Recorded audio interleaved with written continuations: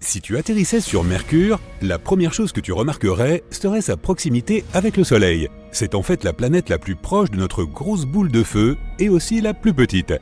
Mais ce n'est pas la planète la plus chaude, c'est à Vénus que revient ce titre.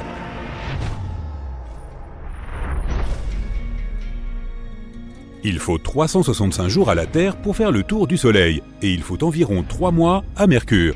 Enfin 88 jours pour être exact. Les journées y sont extrêmement chaudes, la température y atteint plus de 425 degrés Celsius. Mais de l'autre côté de la planète, où il n'y a pas de soleil, les températures descendent à moins 180 degrés Celsius. L'atmosphère de Mercure ne peut pas conserver la chaleur pendant la nuit, tout comme dans un désert. Et comme dans beaucoup de déserts, on n'y trouve ni humidité, ni nuages, ni pluie. Si tu parviens, en passant d'un bout à l'autre de la planète, à éviter la chaleur torride et le froid glacial, alors tu pourras survivre. Mais l'oxygène est plutôt rare dans l'atmosphère de Mercure. Du coup, tu ne vivras qu'aussi longtemps que tu peux retenir ton souffle. De plus, la magnétosphère de Mercure est balayée par les vents solaires et les tornades plasmatiques sont courantes. La température sur Vénus peut atteindre 540 degrés, mais la gravité y est très similaire à celle de la Terre. Tu peux te promener près des montagnes et même faire du jogging. Seulement la chaleur te fera fondre instantanément. La course à pied n'est peut-être pas une bonne idée après tout. Et puis la pression extrême t'écraserait comme une canette de soda. C'est comme si tu te trouvais à 1 km sous l'eau sur notre planète. Tu ne tiendrais donc que quelques secondes sur Vénus. La planète rouge abrite la plus haute montagne du système solaire, environ 3 fois plus haute que le mont Everest. Et c'est aussi un volcan.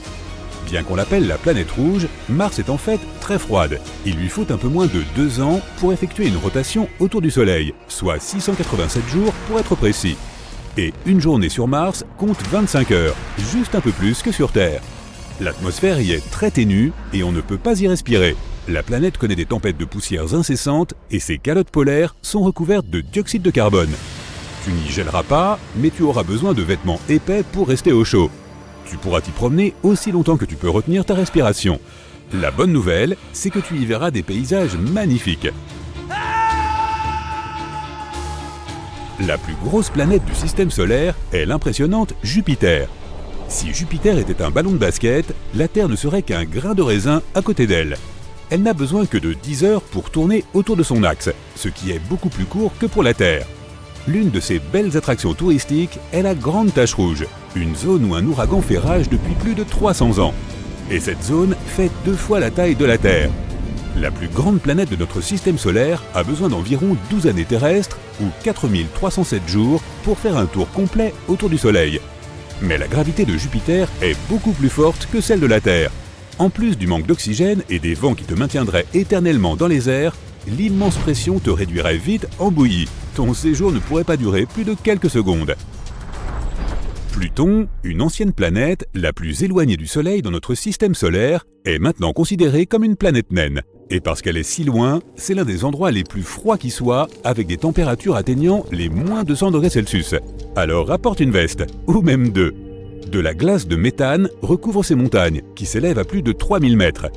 Il faut à Pluton 248 ans pour tourner autour du Soleil. Et comme tu peux l'imaginer, elle est très impatiente de fêter le nouvel an. Mais il lui faut seulement 6 jours terrestres pour effectuer une rotation complète autour d'elle-même. Et surprise, l'air y est aussi impossible à respirer. En plus du méthane qui flotte partout, l'azote est aussi assez courant. La gravité y est faible, alors il te faudra retenir ta respiration en flottant dans les airs, et puis tu gèleras comme un glaçon. Là encore, tu ne tiendrais que quelques secondes. La planète la plus venteuse de notre système solaire est Neptune. Son noyau est similaire à celui de la Terre. Elle est entourée de 14 lunes. Une journée est plutôt courte par rapport à nos journées sur Terre. Tu ne disposerais que de 17 heures pour faire tout ce que tu as à faire. Et comme pour Pluton, il lui faut plus de 150 ans pour tourner autour du Soleil. Neptune est aussi connue sous le nom de planète bleue en raison de l'absorption de la lumière rouge par le méthane dans l'atmosphère d'hydrogène et d'hélium. Donc, en plus de ne pas pouvoir respirer, tu y serais également écrasé par l'immense pression, comme sur Jupiter. Personne ne pourrait y tenir plus de quelques secondes. La deuxième plus grosse planète de notre système solaire est Saturne, qui a tous ses anneaux autour d'elle. De loin, ces anneaux ressemblent à un gros morceau de roche qui tourne sur lui-même, mais en fait, il est composé de nombreuses couches de particules de glace et de roches de toute taille, des petits cailloux et des objets de la taille d'un bus. Les anneaux sont ainsi formés à cause de la gravité de Saturne. Une journée sur cette planète ne dure que 11 heures. Il y a beaucoup de vent dans la partie supérieure de son atmosphère. Saturne possède aussi beaucoup de lunes, comme Jupiter. Et comme sur Jupiter, tu y serais écrasé par une pression extrême avant même d'avoir pu ouvrir les yeux. Tu ne tiendrais pas plus de quelques secondes ici non plus. Titan est la plus grande lune de Saturne et la deuxième plus grande lune du système solaire. Elle possède des conditions plus proches de celles de la Terre que toute autre planète ou lune existante, alors vivre à sa surface devrait être tout à fait possible. Malheureusement, tu y gèlerais sur place. Cette lune est le seul endroit de tout le système solaire qui possède des rivières, des océans et des lacs liquides. Ils sont tous recouverts de méthane et d'éthane et l'atmosphère est très similaire à celle de la Terre. Il y pleut même de temps en temps. Notre lune n'est pas très accueillante non plus. En raison du manque d'oxygène, tu ne tiendras là qu'aussi longtemps que tu peux retenir ta respiration. Les rayons cosmiques du Soleil t'affecteront, mais sauter d'un cratère à l'autre peut s'avérer extrêmement amusant. Si tu essayais d'aller sur le Soleil, tu te vaporiserais en un clin d'œil. Les températures peuvent y atteindre environ 15 millions de degrés Celsius. Et ce n'est qu'une estimation près du noyau. Il te faudra aussi t'inquiéter des couches extérieures qui te désintégreront tout aussi vite. Le mieux est sans doute d'appuyer sur le frein et de prendre la sortie la plus proche, temps estimé sur le Soleil moins d'une seconde. Notre petite planète bleue est le seul endroit où nous pouvons vivre et où un humain peut atteindre 80 ans. Nous nous sommes adaptés à des conditions météorologiques plutôt raisonnables et à une gravité correcte qui ne nous écrase pas. Nous pouvons y vivre partout, dans les déserts secs comme sur les pics enneigés.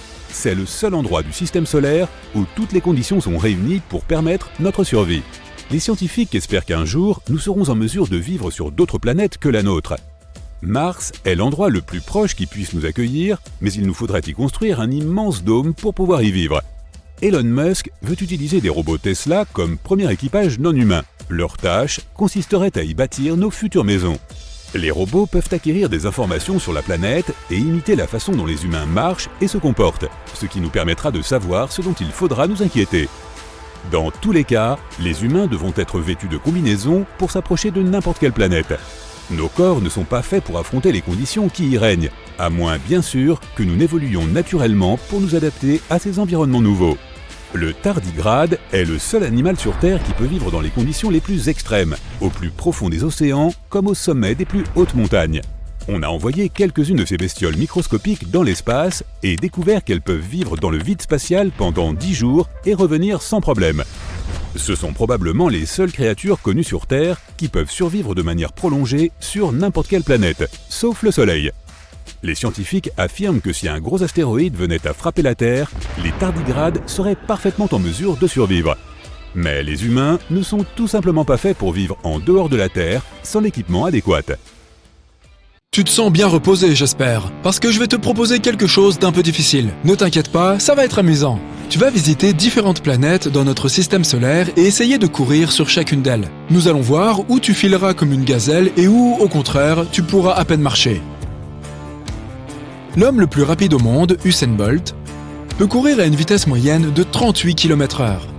Mais sa vitesse de pointe est encore plus élevée, 43 km/h.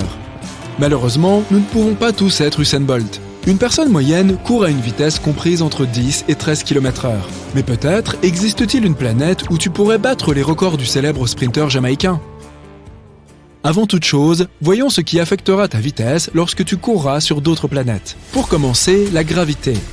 En fonction de sa force sur la planète que tu visites, elle influencera ton poids. Et dans la plupart des cas, plus tu es lourd, plus tu courras lentement. En outre, sur toutes les planètes de notre système solaire, hormis la Terre, tu devras porter une combinaison spatiale assez volumineuse. Sans ça, tes chances de survie seront absolument nulles. Sans oublier que les conditions météorologiques sont extrêmes sur la plupart de nos voisines. Il y fait soit un froid glacial, soit une chaleur étouffante. Et les vents peuvent y être extrêmement, et je dis bien extrêmement, violents. Bref, ton fabuleux voyage est sur le point de commencer. Attache ta ceinture.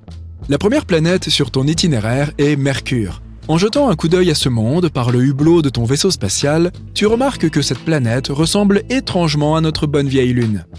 Mais quelques instants plus tard, tu réalises que ce n'est qu'une illusion. Sur toute la surface de Mercure, tu vois des cratères, le résultat de nombreux impacts de météorites. Et oui, cela risque de rendre ta course sur cette planète beaucoup plus difficile. Ça est ta grosse combinaison spatiale.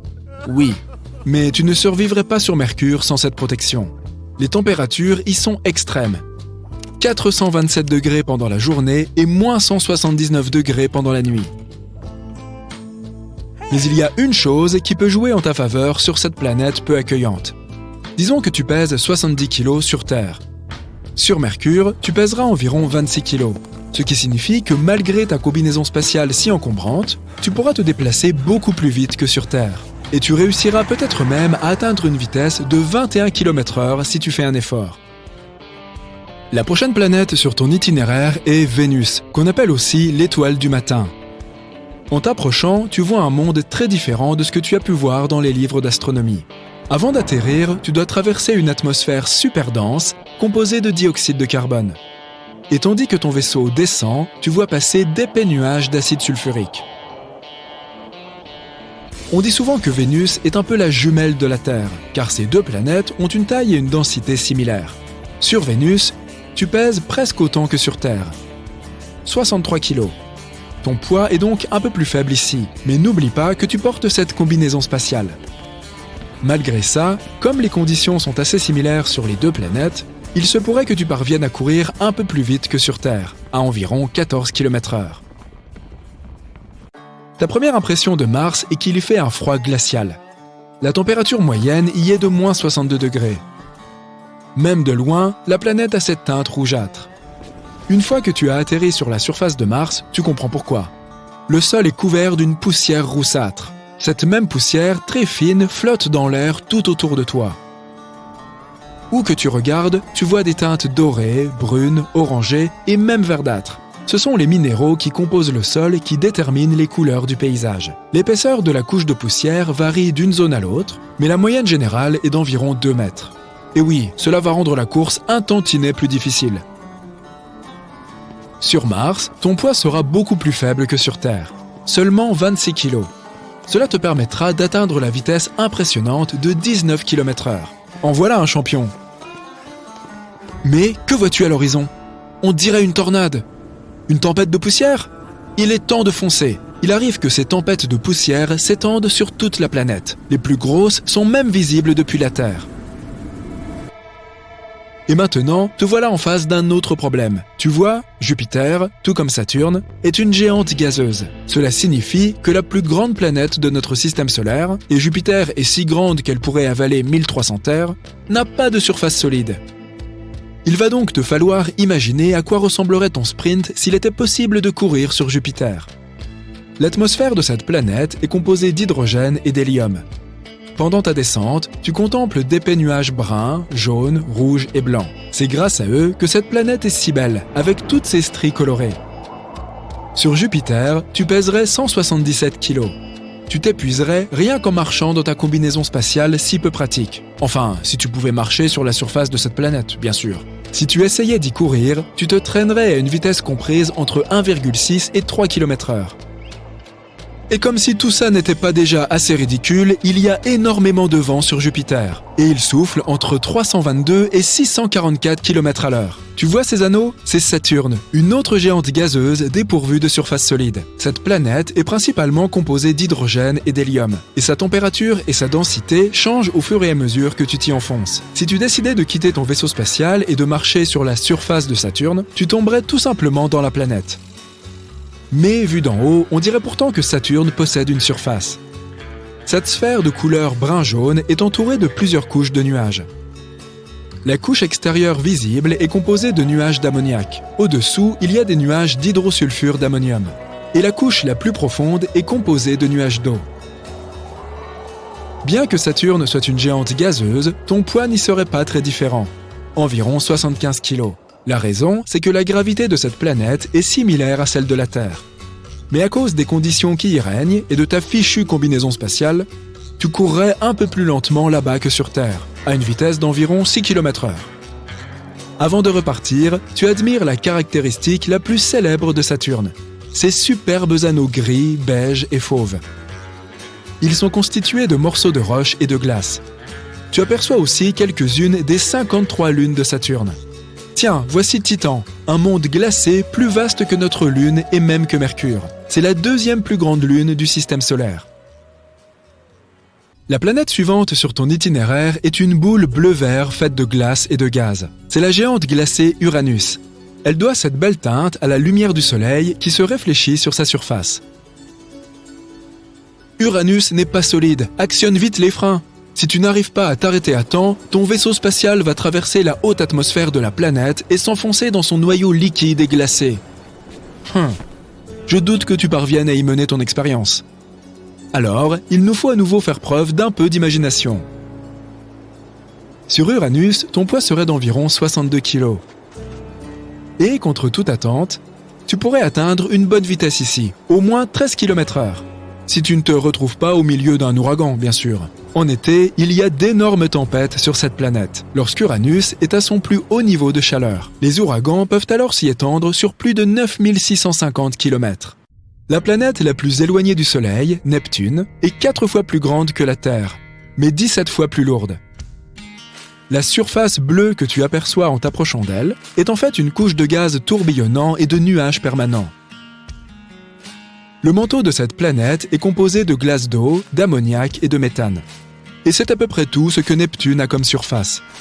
Il n'y a donc pas de terre ferme ou marché. Alors, une fois de plus, on va utiliser notre imagination. Sur Neptune, tu pèserais un peu plus lourd que sur Terre, 79 kg. Mais ta vitesse y serait à peine inférieure à celle que tu atteins sur notre belle planète, environ 8 km/h. Voilà, ton aventure touche à sa fin. Alors, sur quelle planète as-tu le plus aimé courir ?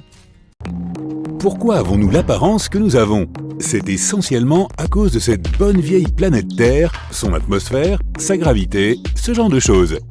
Quand tu t'évades sur une plage pendant une semaine, tu as tendance à bronzer. Ok, mais qu'en serait-il d'aller vivre sur une toute autre planète ? Un astronaute a passé une année entière à vivre sur la Station spatiale internationale. La pesanteur signifie qu'aucune gravité n'a été exercée sur son corps, si bien que ses os se sont affaiblis, ses muscles aussi. Cela a créé plus d'espace entre ses vertèbres. Il est donc devenu un peu plus grand, et ce, seulement en un an. Pour revenir à la plage, plus tu passes de temps au soleil, plus ton bronzage sera prononcé. Alors, si on allait vivre sur Mars ? Après quelques centaines d'années, le premier grand changement que tu pourrais remarquer est ton nouveau squelette. La gravité sur Mars est beaucoup plus faible que sur la Terre, donc tes muscles et tes os s'atrophieraient probablement, ce qui n'est pas très bon pour survivre sur une nouvelle planète. La gravité nous fait ressentir notre poids différemment. Si tu pèses 75 kg sur Terre, tu aurais l'impression de ne peser que 25 kg sur Mars. Il faudrait que tu manges davantage pour devenir plus fort et plus grand, afin de compenser la faible gravité de Mars. Super! Il est temps de faire pousser des os plus gros et plus forts, des organes, des muscles, etc. Il y aurait encore un changement radical. Ton plus grand organe, ta peau, est la barrière la plus importante qui te protège de tout. Des germes, du vent, des rayons UV, ou même d'avoir un aspect totalement flippant. Bref, ta peau s'occupe de tout. Tu aurais peut-être besoin d'une toute nouvelle peau. Que penses-tu de l'orange ? Désolé, la peau verte appartient à la science-fiction, tandis que les caroténoïdes offrent une très bonne protection contre les UV. C'est ce qu'on trouve dans les carottes, les patates douces, les poivrons, les tomates, les citrouilles. Les maraîchers pourraient faire fortune sur Mars. Plus tu mangeras de ces légumes, plus ta peau deviendra orange. Si tu suivais un régime spécial et que tu portais un équipement de haute technologie, il y a des chances qu'un jour, vivre sur Mars soit tout à fait normal. Vivre sur Mercure serait vraiment difficile. C'est la planète la plus proche du Soleil et elle est clairement plus chaude que la Terre. Mais bizarrement, pas plus chaude que Vénus. Il y fait très chaud pendant la journée, environ 426 degrés Celsius, mais la nuit, il y fait moins 180 degrés. Les journées sur Mercure sont très longues. T'arrive-t-il de parvenir à la fin de la journée et d'avoir l'impression que tu n'as pas fait grand-chose ? Pour régler le problème, déménage sur Mercure. Un jour sur cette planète dure environ 58 jours terrestres. Cela signifie que tu aurais beaucoup de temps pour te préparer à aller au lit, mais à mon avis, tu t'ennuierais probablement un peu. Une solution pour supporter ces conditions extrêmes serait d'être fait de métal, comme le titane, le nickel ou le platine. La vie sur Vénus serait bien pire que sur Mercure ou Mars.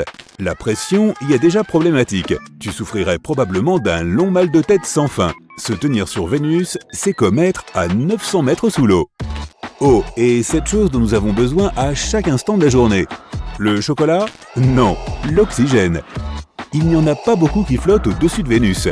Il y a du dioxyde de carbone partout et la surface de la planète est complètement sèche. Cela veut dire qu'il va faire chaud, 465 degrés Celsius.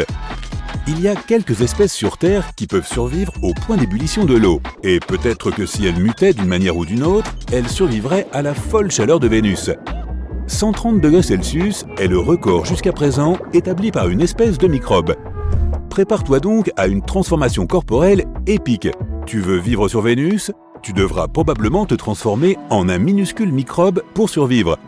Heureusement, l'atmosphère de Vénus contient de la phosphine, ce qui n'est pas génial pour les humains, mais les microbes adorent ça. Mais comme tu n'es pas un microbe, pas encore en tout cas, tu devras porter un équipement spécial pour contrôler la pression et respirer de l'oxygène.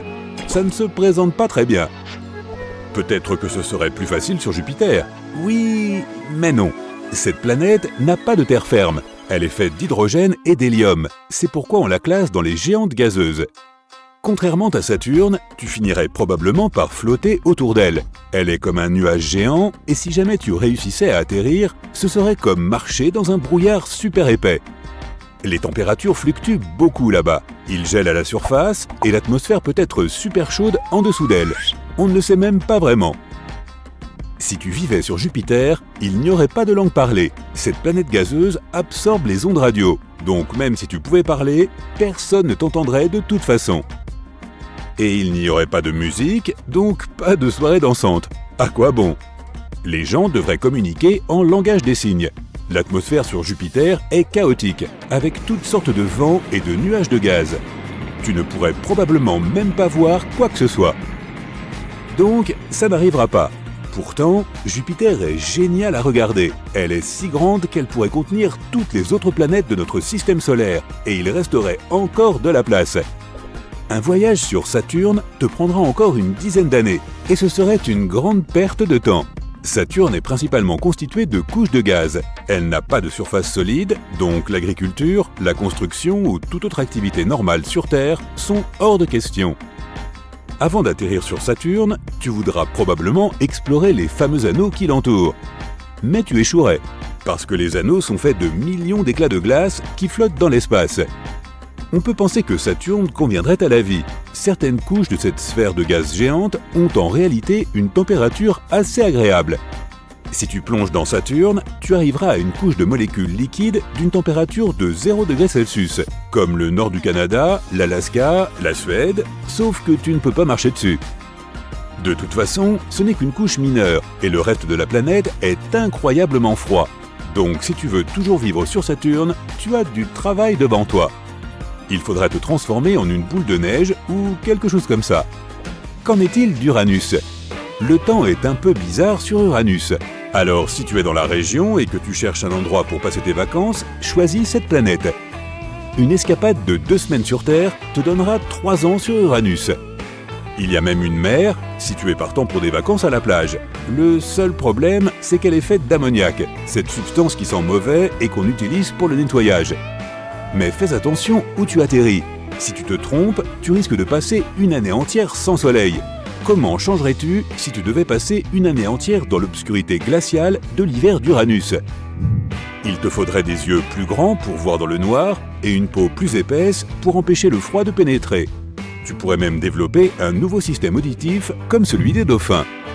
Passons à Neptune. C'est une autre planète gazeuse, mais les scientifiques pensent qu'il y a probablement un noyau dense à l'intérieur.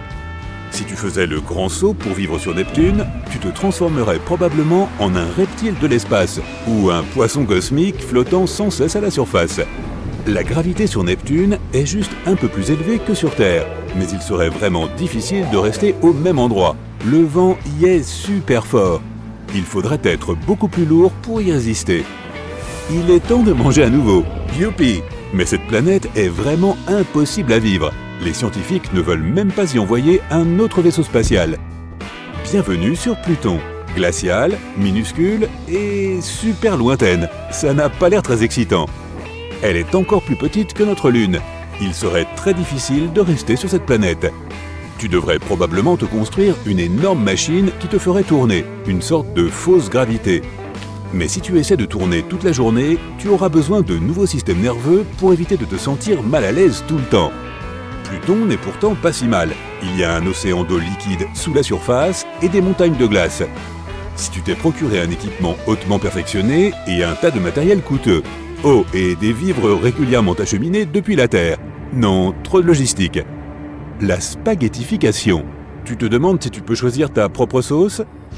En fait, c'est un phénomène que tu pourrais éprouver si jamais tu essayais de vivre dans un trou noir. C'est le processus qui consiste à étirer des objets en longues et fines bandes cosmiques.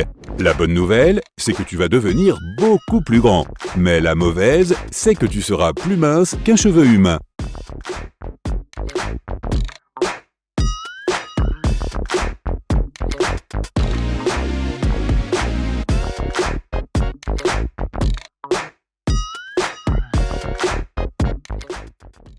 Regarde ce type balèze à la peau toute rouge.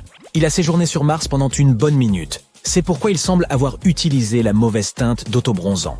Tous les caroténoïdes contenus dans les carottes, les patates douces, les poivrons, les tomates et les citrouilles le protègent des rayons UV. Plus il mange, plus il devient orange. Quant à sa corpulence, elle est due à la pesanteur martienne. La gravité ici nous fait percevoir notre poids différemment. Et si tu veux assurer sur Mars, tu dois beaucoup manger. Par exemple, si une personne pèse 68 kg sur Terre, elle ne pèse pas plus de 30 sur Mars. Manger plus peut donc aider à réduire l'écart entre la gravité et le poids. Mercure est tout à fait différent. Il y fait plus chaud que sur une la plus brûlante des asphaltes le jour, mais plus froid que le château d'Elsa la nuit. Il faut être fait de métal avec un point de fusion élevé pour pouvoir survivre ici. Mais pour nous, humains ordinaires, nous serions vite grillés. Littéralement. Bien que Mercure soit la planète la plus proche du Soleil, Vénus reste la plus chaude. La vie sur Vénus parle plutôt de la jumelle maléfique du Soleil. La température y oscille généralement autour de 465 degrés Celsius en moyenne. Survivre au point d'ébullition de l'eau ou dans la chaleur extrême de Vénus est un défi pour la plupart des espèces terrestres. Seule une poignée d'entre elles peut supporter des températures bouillantes. Les autres se précipitent au Starbucks pour prendre un latte glacé dès les premiers rayons du soleil printanier. Aucun être humain ne peut donc évoluer suffisamment pour survivre sur Vénus. Les seules créatures qui pourraient y prospérer sont probablement des tardigrades et les gens chelous qui mettent de la sauce piquante sur tout. Tu te demandes ce que sont les tardigrades ? Eh bien, ce sont des créatures minuscules et adorables qui ressemblent à des chenilles et qui sont incroyablement résistantes. Elles peuvent supporter l'eau bouillante, les profondeurs d'une fosse maritime et le vide glacial et sans lumière de l'espace. Récemment, les tardigrades ont fait l'objet d'une étude scientifique à bord d'un vaisseau spatial qui s'est malheureusement écrasé sur la Lune. Les scientifiques pensent que les tardigrades ont pu survivre à l'impact. Aimerais-tu te transformer en cette créature et vivre sur Vénus ? Bon, nous en avons fini avec les planètes terrestres. Passons aux géantes gazeuses. Maintenant, regarde ce gars qui vient de Saturne. Il a des nageoires et non des bras. Il a de petits trous sans rabat d'oreilles externes au lieu d'oreilles normales. La majeure partie de cette géante gazeuse est plus froide que le cœur de ton ex, car la température y est d'environ moins 140 degrés Celsius. On ne peut pas marcher dessus, mais on peut se transformer en boule de neige ou en cristal de glace si l'on se sent fringant. La situation est assez similaire sur Jupiter, si bien que se transformer en phoque est si prélassé. Imagine ça, tu gagnes un abonnement à une salle de sport spatiale. Tu vas pouvoir voyager dans le système solaire tout en faisant de l'exercice. Mais attention, la gravité agit différemment selon les corps. Alors découvrons si tu peux devenir plus fort ailleurs ou si tu dois continuer à t'entraîner sur Terre. Ton vaisseau spatial s'approche de la planète naine Pluton. Il fait de plus en plus froid à chaque seconde. Pas étonnant, le Soleil est à plus de 6 milliards de kilomètres. Tu dois être content d'avoir apporté ta combinaison thermique, non ? Pour quitter le vaisseau spatial, les terrains auront besoin de l'aide d'une machine à gravité, car la gravité sur Pluton est à peine un 15e de celle de la Terre. La gravité est la force qui nous attire vers le sol. Plus la masse d'un corps spatial est faible, plus sa gravité est faible. Donc sur Pluton, tu ne peux faire aucun sport qui implique de courir. Si tu le faisais, tu t'envolerais très probablement. Mais tu peux essayer de soulever des éléphants. Après tout, tu ne peux pas le faire sur Terre. Sur Pluton, soulever un éléphant de 900 kg revient à soulever 54 kg.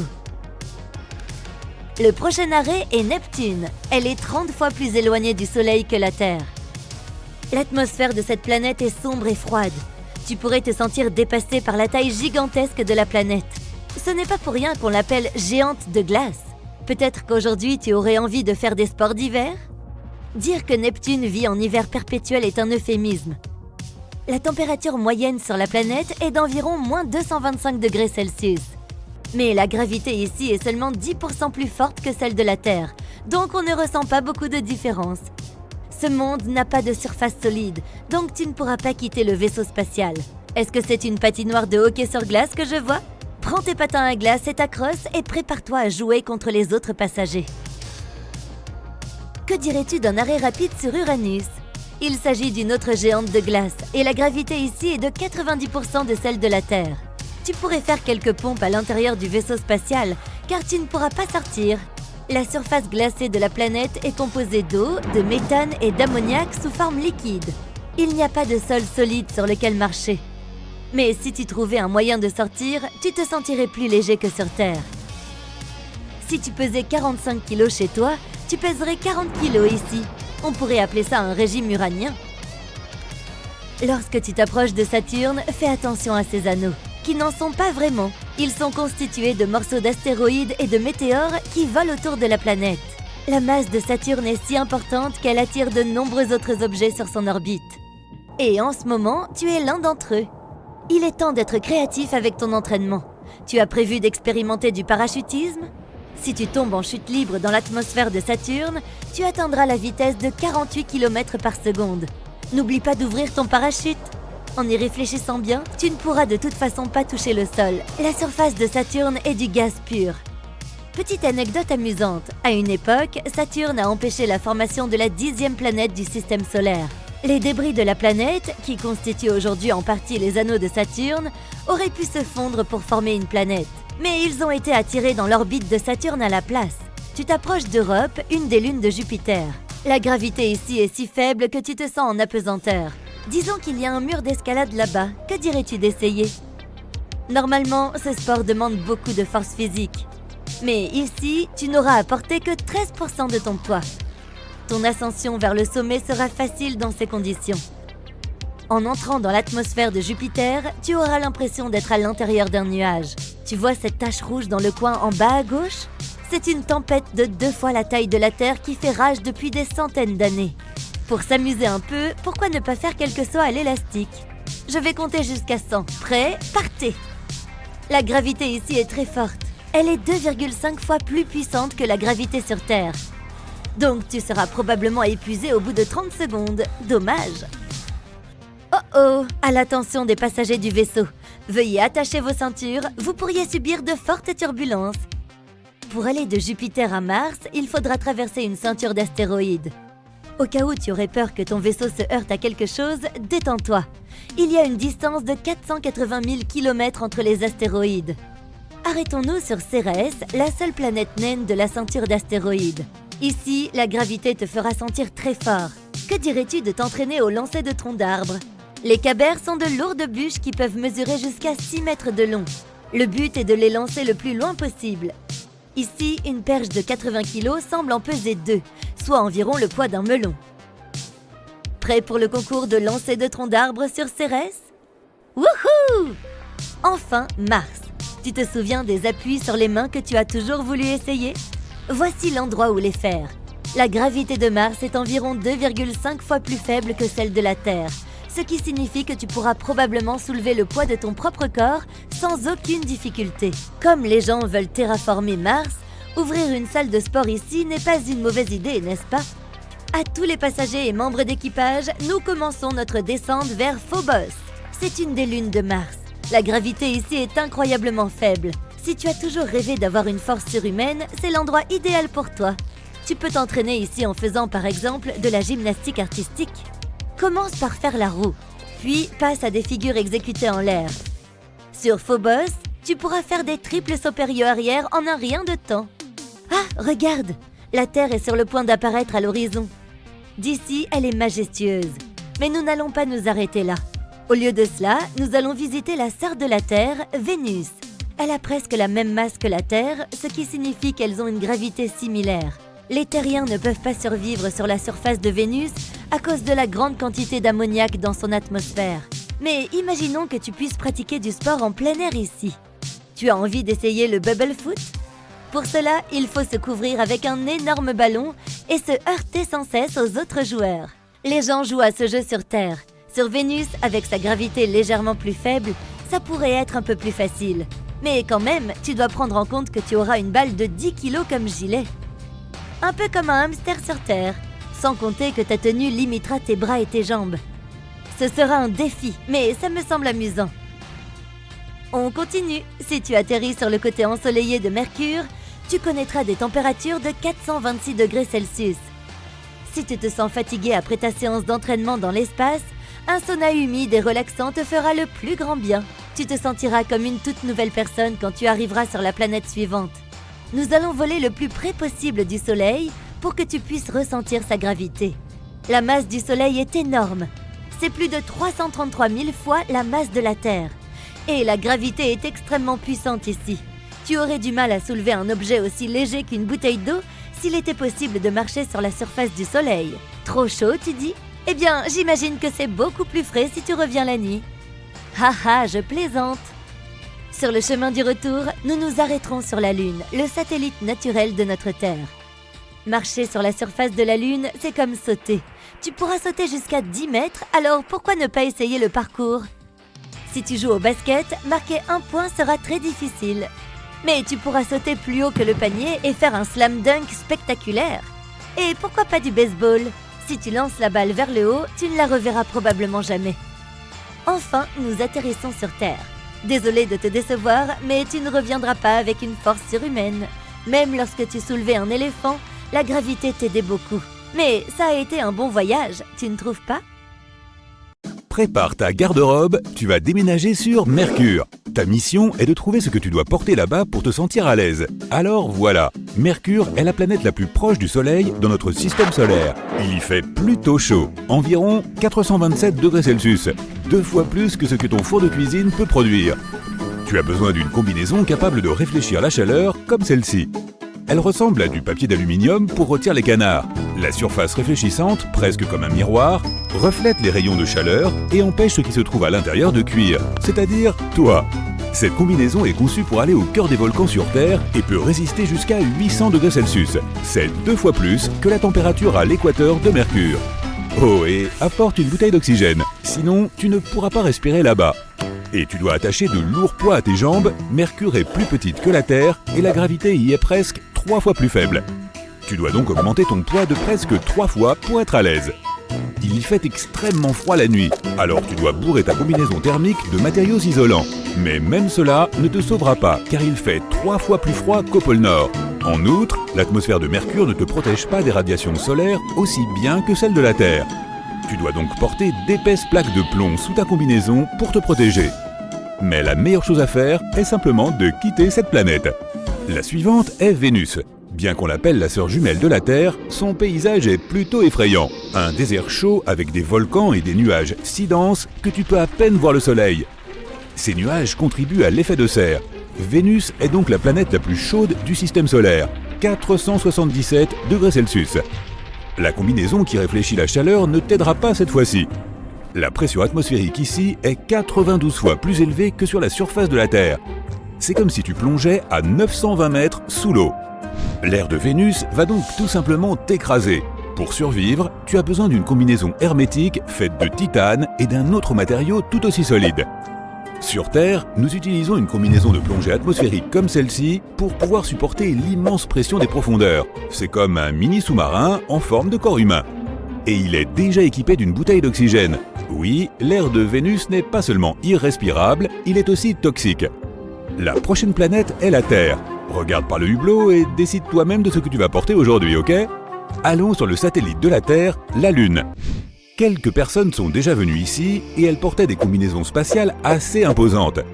L'essentiel est d'apporter une bouteille d'oxygène. Elle se trouve dans un sac à dos avec le système permettant d'assurer ta survie.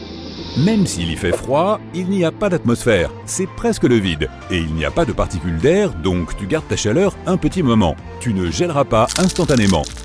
Ta combinaison elle-même doit être hermétique et conserver une certaine pression atmosphérique à l'intérieur. Plus la pression est faible, plus la température à laquelle un fluide se mettra à bouillir est basse. Dans l'espace, les fluides de ton corps peuvent s'évaporer en quelques secondes. Comme ce n'est pas souhaitable, tu dois porter une combinaison spatiale. Cela te sauvera aussi des dangereuses radiations solaires. La Lune est sans défense contre cela, et la gravité ici est 6 fois plus faible que sur Terre. Tu peux donc sauter 6 fois plus haut et soulever des choses 6 fois plus lourdes. Prendre un peu de poids sur toi est une bonne idée si tu ne veux pas te sentir aussi maladroit que les premiers astronautes. Prochain arrêt, Mars. En été, tu pourras te promener ici en short et en t-shirt. La température la plus élevée enregistrée est d'environ 35 degrés Celsius. En période plus froide, tu devrais porter un pull et une veste chaude, peut-être même 2. La température moyenne est légèrement plus basse qu'au point le plus froid de la Terre. Mais la pression atmosphérique est assez frustrante. Elle est 170 fois inférieure à celle à laquelle nous sommes habitués. Prends l'altitude à laquelle les avions commerciaux volent sur Terre. Multiplie-la par 3. Les conditions qui règnent dans ces hauteurs sont très similaires à celles de Mars. Il y fait froid et il n'y a pas d'oxygène. Sans combinaison spatiale, tu ne tiendrais que 2 minutes sur Mars. Tu as donc besoin d'une combinaison spatiale hermétique en permanence si tu veux te promener sur cette planète. Les scientifiques de la NASA préparent une nouvelle génération de combinaisons spatiales qui permettront aux astronautes de grimper, ramper et se pencher sans difficulté. Tu te sentiras comme un véritable athlète à la surface de Mars. La gravité y est 3 fois plus faible que sur Terre. Tu pourrais donc facilement y soulever un animal de la taille d'un tigre. N'oublie pas de lui mettre à lui aussi une combinaison spatiale, bien sûr. Maintenant, nous volons à travers la ceinture d'astéroïdes, plus loin dans l'espace, et nous arrivons sur Jupiter. C'est la plus grande planète de notre système solaire, et c'est une géante gazeuse. Cela signifie qu'il n'y a pas de surface solide, donc tu ne peux même pas t'y tenir debout. En théorie, tu pourrais sauter dans Jupiter, mais tu continuerais à tomber jusqu'au cœur de la planète. Imagine que tu te tiennes sur une plateforme juste au-dessus de sa surface. La première chose que tu ressentirais est la force de gravité. Elle y est 2,5 fois plus forte. Tu sens qu'elle te tire vers le bas et tu peux à peine sauter. Ce serait donc sans doute une bonne idée d'équiper ta combinaison spatiale d'un exosquelette afin de soutenir ton corps et de t'aider à te déplacer. De plus, il fait incroyablement froid ici. Tu sentiras un froid d'environ moins 145 degrés Celsius à la surface des nuages de cette géante gazeuse. Et ce qui rend les choses encore plus difficiles, c'est le vent qui souffle constamment. Il peut atteindre des vitesses allant jusqu'à 1450 km/h. C'est presque 2 fois supérieur à la vitesse des avions commerciaux sur notre planète. Ce genre de vent froid va instantanément balayer la chaleur de ton corps. Ta combinaison spatiale doit donc être très épaisse et très chaude.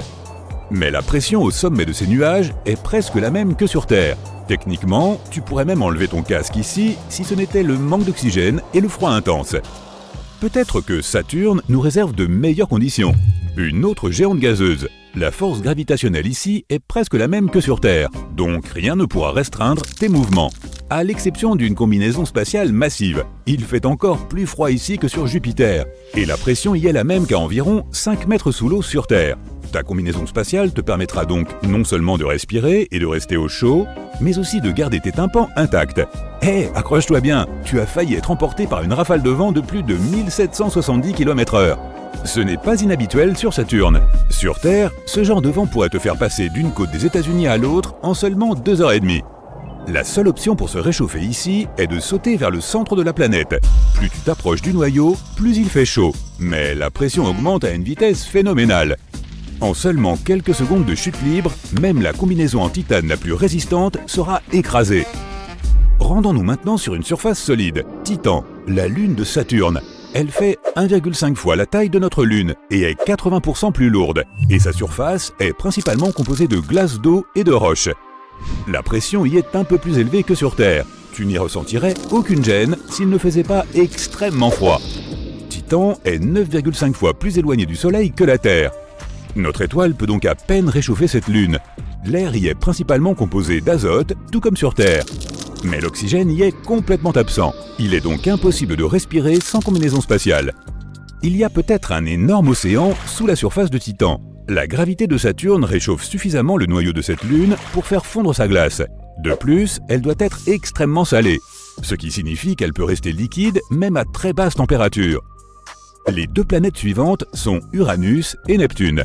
Uranus détient le record de la planète la plus froide de notre système solaire. La température y est d'environ moins 224 degrés Celsius. Alors rapporte la combinaison spatiale la plus chaude que tu aies dans ton armoire. On dit que si tu sautes au centre d'Uranus, à un moment donné, la pression devient si élevée qu'elle transforme l'hydrogène en une croûte de glace. Et si tu descends encore plus bas, tu peux voir son noyau rocheux. Neptune, quant à elle, détient le record des vents les plus forts du système solaire. C'est une géante de glace, tout comme Uranus. Le code vestimentaire ici est donc assez classique. Une combinaison spatiale super chaude, un réservoir d'oxygène et un système de chauffage. Aujourd'hui, nous ne disposons pas de combinaison spatiale qui te permettrait de survivre sur une géante gazeuse.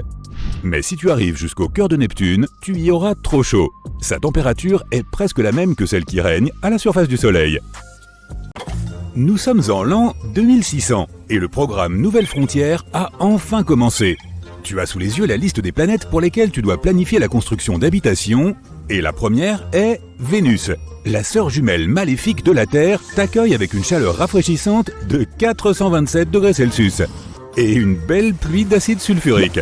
Tout d'abord, la chaleur signifie qu'il est pratiquement impossible de vivre à la surface ici. Alors tu places immédiatement la future maison à plusieurs dizaines de mètres sous terre.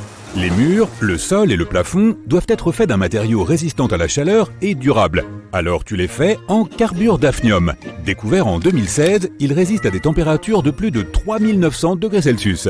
Ensuite, tu installes le système de refroidissement et de purification de l'air. Il capture l'air toxique de l'atmosphère vénusienne et le fait passer à travers un réseau complexe de filtres, délivrant un air respirable à l'habitation. Comme avantage supplémentaire, la température de cet air peut être facilement augmentée grâce à ce qui se passe à l'extérieur. Tu crées une pièce séparée sous l'espace principal que tu baptises « salle du générateur ». L'appareil qui s'y trouve utilisera l'énergie géothermique presque infinie de la planète pour alimenter la maison en électricité. Tu réfléchis un moment et tu ajoutes aussi une salle de bain géothermique. Il n'y a pas d'eau sur Vénus, mais on peut l'extraire et la séparer de ces nuages acides. Le système de tuyauterie comprend une unité de chauffage pour l'eau chaude et une unité de refroidissement avec de l'azote liquide pour l'eau froide. Le jardin est un autre espace dédié. Comme aucune plante ne pourrait survivre à la surface, tu crées une pièce spacieuse avec des lumières vives au plafond et un système d'arrosage dans toute la zone. Tu as de grandes parcelles de terre pour les légumes, plusieurs hectares pour les plantes fruitières et une grande parcelle au centre pour quelques arbres à longue durée de vie comme les chênes. Ils apporteront de l'oxygène supplémentaire à tout le bâtiment. Le jardin est également entouré d'une enveloppe de carbure d'hafnium pour que les plantes ne se fanent pas dans la chaleur excessive du sol vénusien. Tu vérifies que tout est bien en place et tu te rends à ton prochain arrêt, Saturne. C'est une planète gazeuse, mais il y a une couche fine mais stable où l'on peut s'installer. Sa température est juste au bon niveau pour que les humains s'y sentent bien. Tu crées une plateforme volante pour y construire ta maison. Il n'y a pas du tout de sol solide sur Saturne. La plateforme est équipée d'éoliennes. Les vents sur la géante gazeuse atteignent des vitesses incroyables. Il faudra donc les contrer tout en se nourrissant de l'énergie des ouragans. La pression et la température sont à peu près correctes à cet endroit, donc ta principale préoccupation est à nouveau le vent. Tu fais en sorte que l'habitation soit basse et ressemble presque à un frisbee pour un meilleur aérodynamisme. Les murs et le toit sont faits d'une seule plaque de métal robuste pour que les puissantes rafales ne puissent pas arracher le toit. Tu les fais également épais de plusieurs mètres et tu ajoutes quelques fenêtres avec des vitres de qualité spatiale qui ne se briseront pas. L'eau peut être extraite d'une autre couche en utilisant une série de plateformes similaires avec des tuyaux intégrés. L'électricité et la chaleur ne sont pas non plus un problème grâce au vent puissant. Le seul problème est la nourriture, mais elle peut être importée depuis d'autres planètes habitées au début, ainsi que le sol fertile pour le jardin. Tu crées un espace pour cela sur une autre plateforme volante pour l'avenir. Satisfait de ton travail, tu te diriges vers la prochaine destination sur ta liste, Europa. Cette lune de Jupiter est recouverte d'une croûte de glace de plusieurs kilomètres d'épaisseur, pleine de canyons et de crevasses. Mais en profondeur, il y a un océan d'eau salée plus grand que tous les océans de notre bonne vieille Terre réunie. Tu décides d'en profiter et tu optes à nouveau pour une habitation souterraine. La température est glaciale, mais plus tu es proche du noyau de la planète, plus il fait chaud. Tu places l'habitation aussi profondément que possible pour extraire en toute sécurité l'eau de l'océan souterrain. Les murs et le plafond sont rembourrés d'isolants et dans la cave, il y a un système de purification qui transforme l'eau salée en eau potable. Comme il n'y a pas d'atmosphère à proprement parler, l'air respirable est extrait de la glace. Lorsqu'elles fond, la vapeur d'eau est recueillie et filtrée, puis enrichie d'autres substances nécessaires et délivrée à l'habitation. Pour ce qui est de la nourriture, tu optes pour une solution inhabituelle, des plantes et des poissons marins comestibles.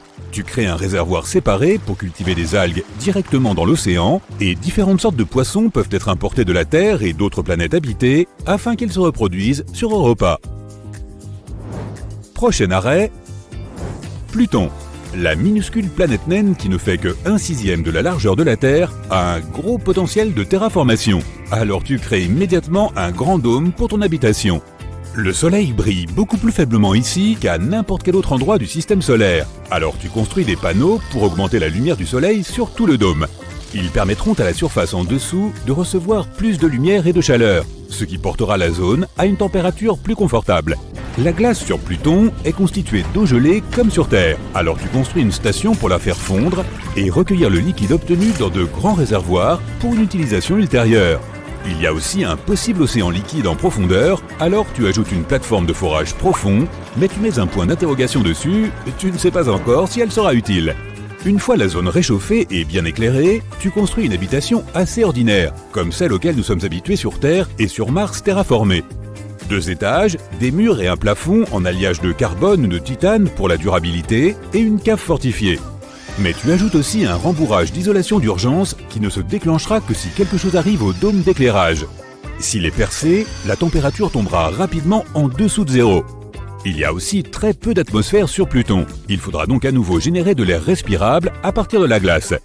Cette fois, tu combines le système de collecte d'eau avec l'installation de production d'air. Pendant que l'un produit de l'eau potable, l'autre collectera de la vapeur et l'améliorera avec tous les éléments nécessaires. Tu vas même jusqu'à créer un dispositif de contrôle de la météo. Il chauffera ou refroidira différentes couches de l'air produit et les mélangera pour créer des vents et des nuages de pluie comme sur Terre. Cela permettra aux cultures de pousser dans un environnement plus naturel et Pluton pourrait même un jour devenir une planète verte. Juste au-dessus, dans le ciel bleu foncé, se trouve Charon, la plus grosse lune de Pluton. Elle fait la moitié de la taille de la planète naine, ce qui donne une vue spectaculaire. Son climat est presque identique à celui de Pluton. Dans un élan d'inspiration, tu crées une maison de vacances pour les Plutoniens. Ici, sous un dôme similaire, ils pourront explorer un autre petit monde et regarder leur planète naine depuis l'autre côté. D'ailleurs, c'est toujours le même côté, tout comme pour notre Lune. Ce qui te rappelle ta prochaine destination, Zarmina. Anciennement connue sous le nom de Gliese 581G, elle se trouve à 41 années-lumière, le voyage le plus long jusqu'à présent. La planète est en rotation synchrone avec son Soleil, ce qui signifie qu'il y a un jour perpétuel d'un côté et une nuit perpétuelle de l'autre.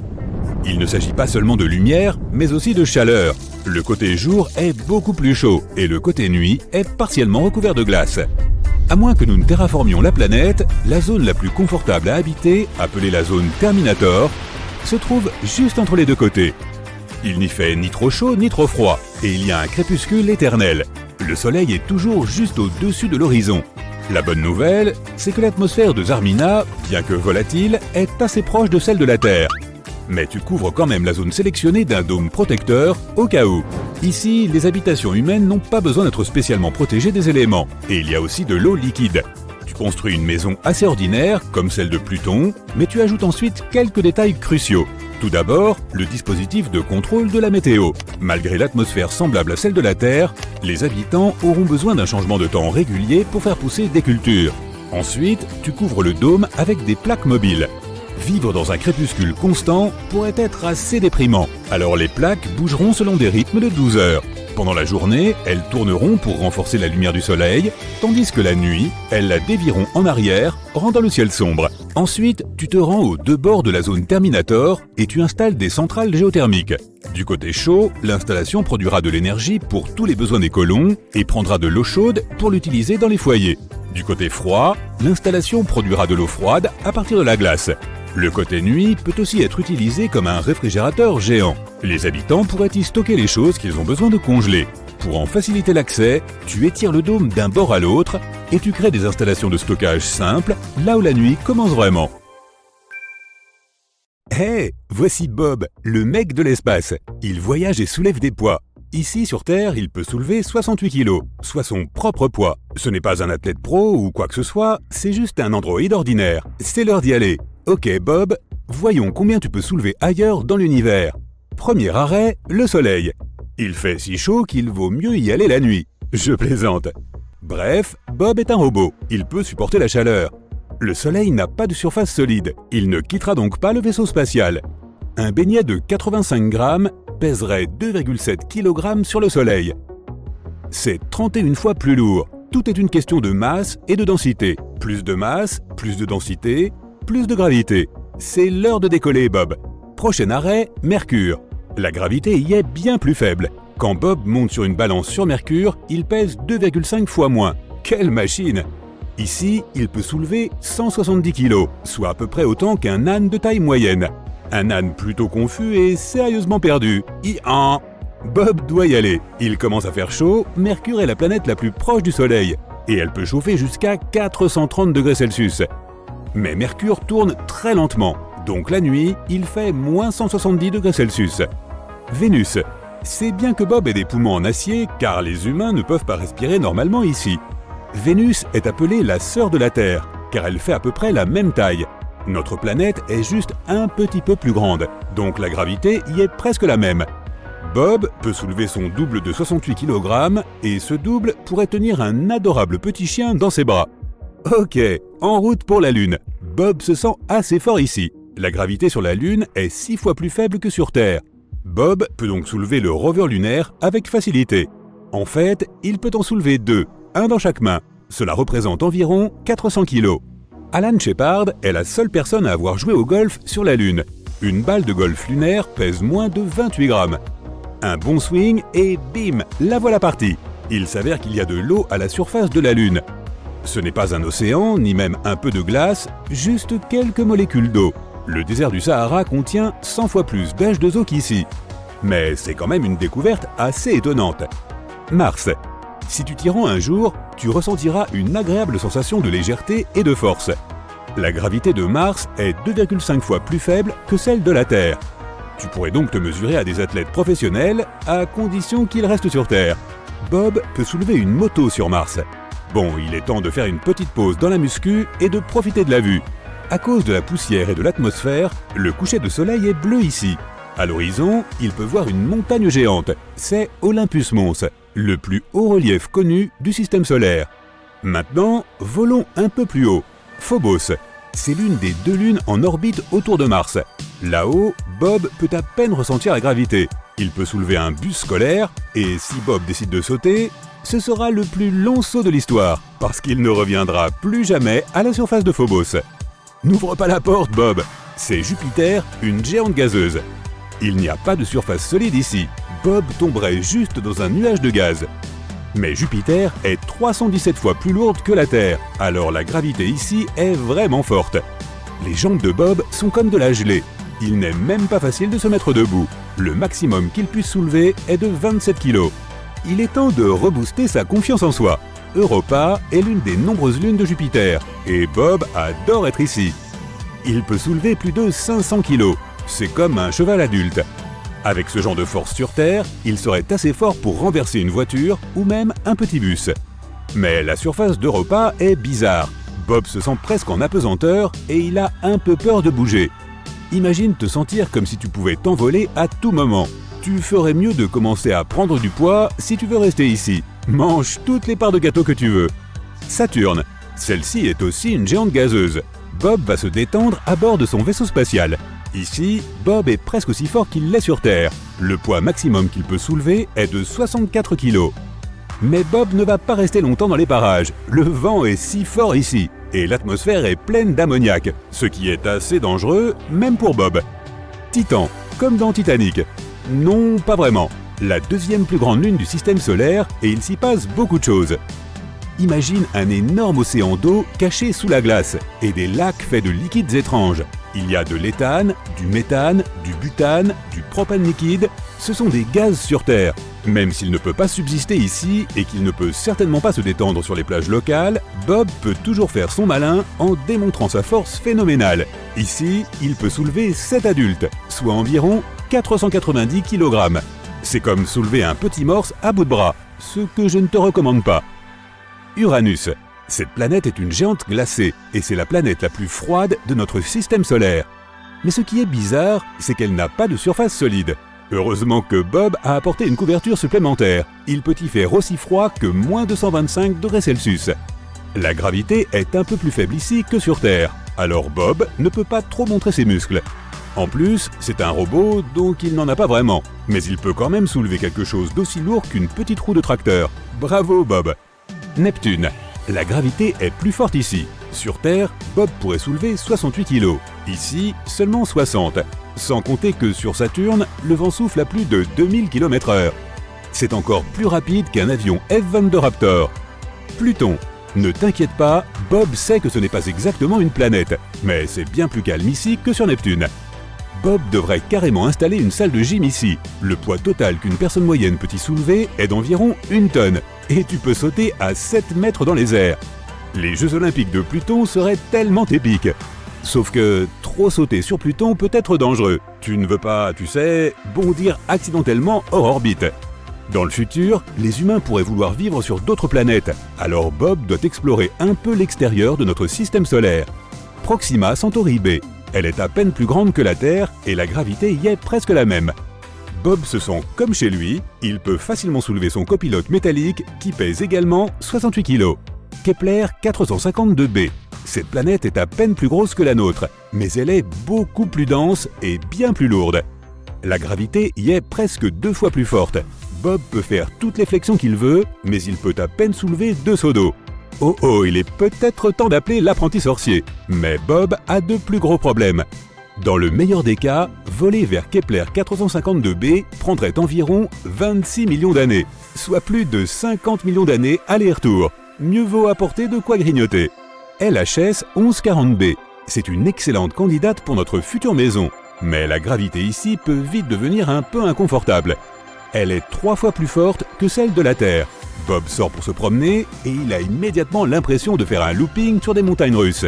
Le poids maximum qu'il puisse soulever est celui de son robot Labrador bien-aimé, lequel pèse environ 20 kg. Étoile à neutrons.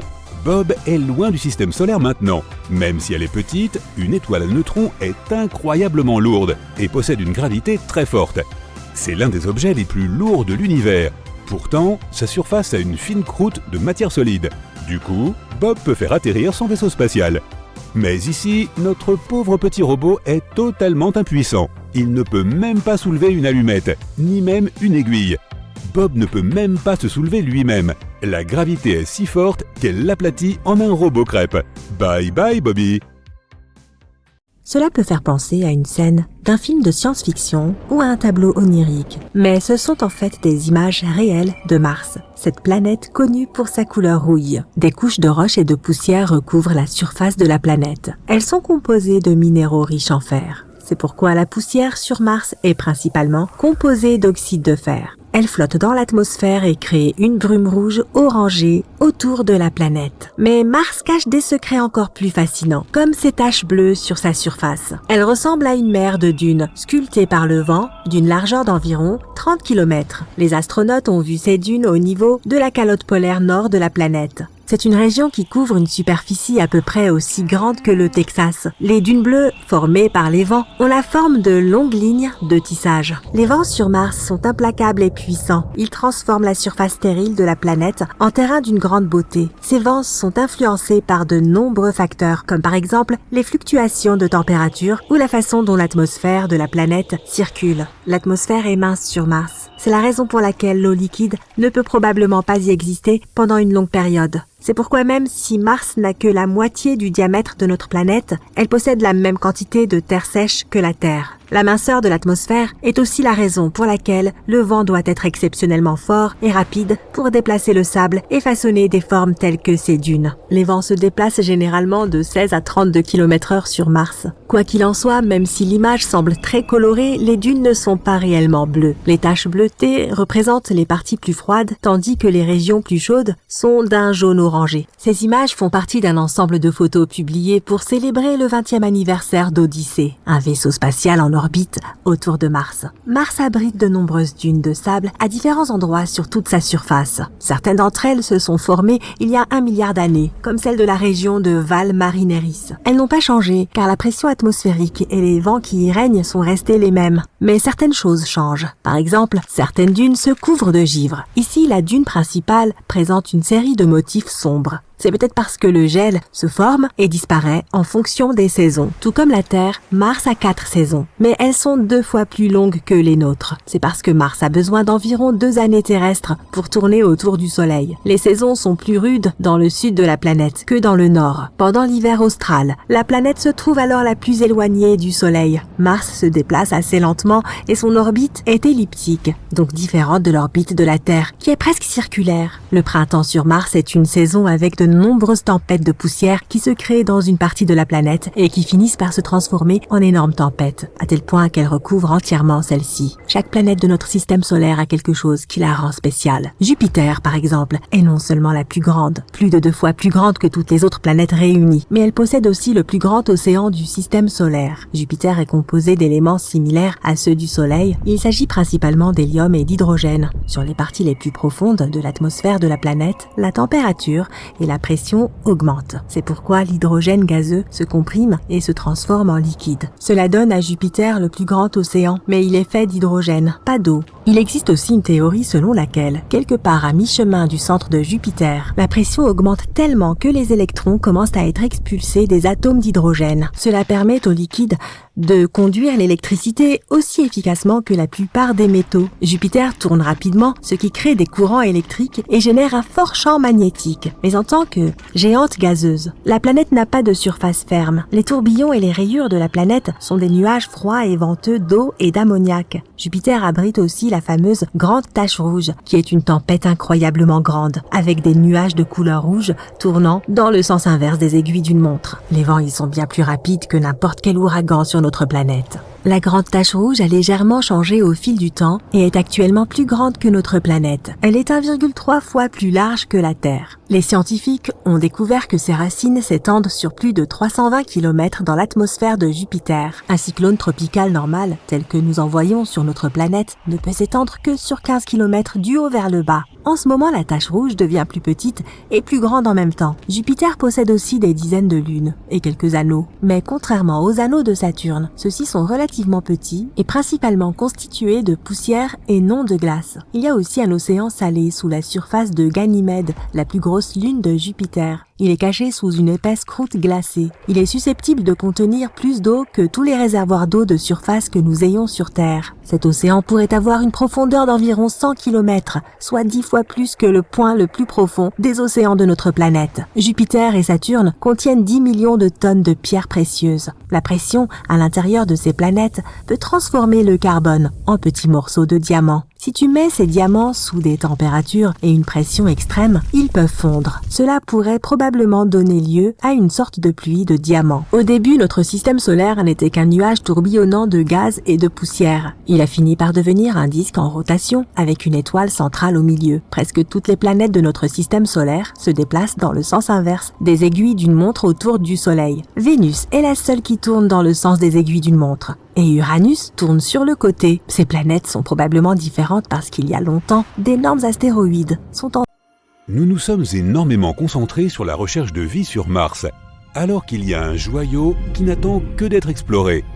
Cette planète est la 6e plus éloignée du Soleil et la 2e plus grande du système solaire. Elle se trouve juste derrière Jupiter. Je te parle de Saturne, ou comme on l'appelle parfois, le joyau du système solaire. Elle est complètement différente de notre planète. Tout d'abord, tu ne pourrais pas y tenir debout. Alors que la Terre est constituée de roches et d'autres matériaux solides, cette planète est une boule géante composée principalement de gaz. Si tu trouvais une piscine suffisamment grande pour contenir Saturne, tu verrais cette planète flotter sur l'eau. Pas étonnant, c'est la planète la moins dense du système solaire. Elle contient aussi beaucoup d'hélium, ce gaz que l'on met dans les ballons pour les faire flotter en l'air. Saturne est une planète très venteuse. Les vents y sont plus de 4 fois plus forts que ceux que nous avons sur Terre. Une journée là-bas dure 10 heures et 14 minutes, car Saturne tourne sur son axe très rapidement. Mais elle prend son temps pour faire le tour du Soleil. Une année y équivaut à 29 années terrestres. Le rayon de Saturne fait plus de 58 000 km. Ça signifie que la géante gazeuse est 9 fois plus grosse que notre planète. Si la Terre faisait la taille d'une pièce de monnaie, Saturne serait aussi grande qu'un ballon de volley. Même si d'autres planètes de notre système solaire ont aussi des anneaux, ceux de Saturne sont les plus spectaculaires. On peut même les voir depuis la Terre. Il n'est pas nécessaire d'être un scientifique ou de posséder un équipement très coûteux, un simple télescope suffit. Les anneaux de Saturne ne sont pas fixes, ils sont constitués de poussière, de roches et de glace. Certaines de ces poussières font la taille d'un grain de sable et d'autres sont aussi grosses qu'une maison ou qu'une montagne. Il s'agit en fait de fragments d'astéroïdes, de comètes et de lunes qui se sont fragmentés avant d'atteindre Saturne.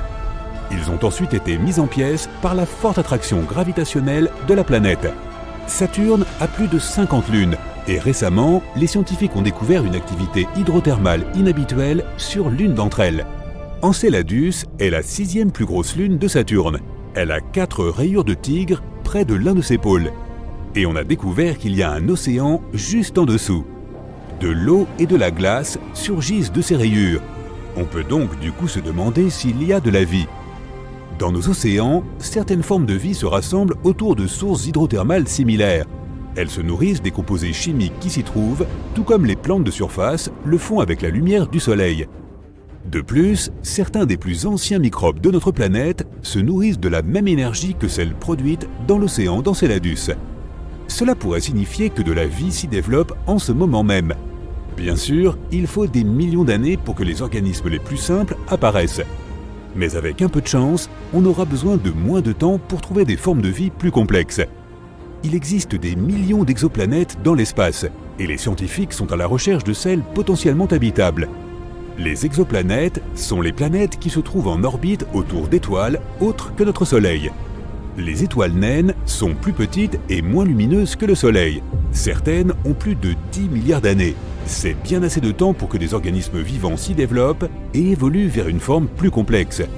La vie pourrait apparaître sur les planètes orbitant autour de ces étoiles naines, ou comme pour Saturne, sur l'une de leurs lunes. Et voici Gliese 876b, qui orbite autour de l'étoile naine rouge Gliese 876. Cette planète est encore très mystérieuse, mais les scientifiques pensent qu'il s'agit d'une géante gazeuse dépourvue de surface solide. Son atmosphère ne comporterait pas de nuages, mais il pourrait y avoir de l'eau sous forme liquide à la surface de cette planète.